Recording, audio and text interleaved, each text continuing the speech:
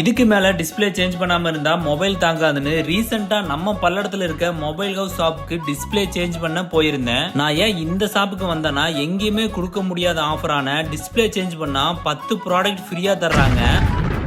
இப்படி ஒரு ஆஃபரை மிஸ் பண்ணுனா நான் வீட்டில் இருந்த 2 டிஸ்பிளே போன மொபைல்ஸையும் தூக்கிட்டு வந்துட்டேன்.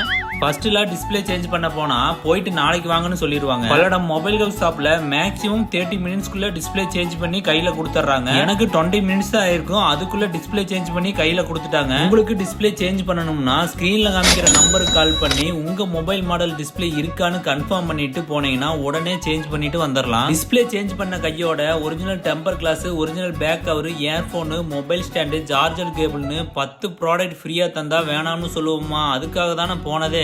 இந்த வீடியோவை டிஸ்பிளே டேமேஜ் ஆனா உங்க ஃப்ரெண்ட்ஸ் அண்ட் ஃபேமிலிக்கு ஷேர் பண்ணி விடுங்க. ஷாப்போட லொகேஷன் பாத்தீங்கன்னா பல்லடம் பஸ் ஸ்டாண்டுக்கு ஆப்போசிட்ல லொகேட் பண்ணிருக்காங்க. எனிவே கைஸ், நெக்ஸ்ட் வீடியோல பார்க்கலாம். Bye by.